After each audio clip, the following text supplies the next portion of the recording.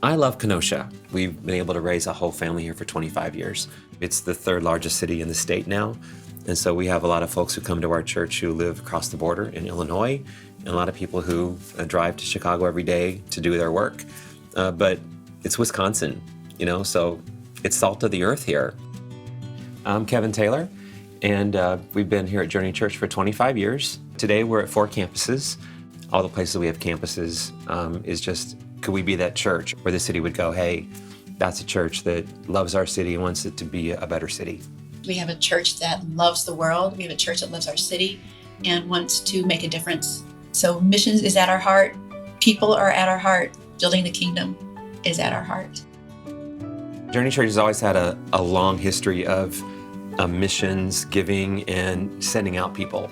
We did a list not long ago. We asked how many people have gone out from here to be missionaries or to be pastors, to be evangelists. And we came up with about 40 or 50 names of people that call Journey Church home. And today they're doing ministry here and around the world.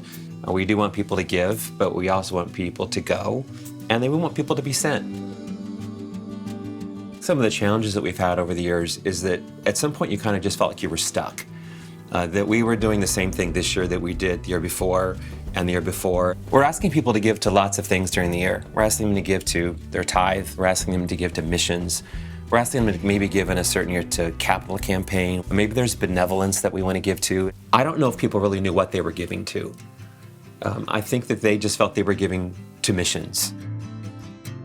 So I thought to myself, how am I going to communicate this in a way that is life-giving and is visual, kind of a visual guy? I just came up with the idea that let's just use buckets for those, but not just any buckets. They were these large, like horse trough buckets, and put those on the stage one at a time and labeled them. And at some point, I just pushed the other 3 or 4 literally off the stage, like clattering off the stage. And what was left were these 2. Tithe and kingdom builders. And in that moment, I literally felt oxygen I wasn't sure if it either breathed into the room or if it got sucked out of the room, but it was in a good way. And then there was this spontaneous applause. And I knew at that moment that we had something here. Prior to Kingdom Builders, our mission giving was about $500,000. The first year we started Kingdom Builders, that rose 25%. I don't know if we'd seen a 25% rise in the time that I remember being here. Every year since then, it's gone up and to the right, more and more and more, until this 5th year of Kingdom Builders. This last year, we dispersed $1.3 million. And so that was a huge celebration for us. We've never been able to say those numbers.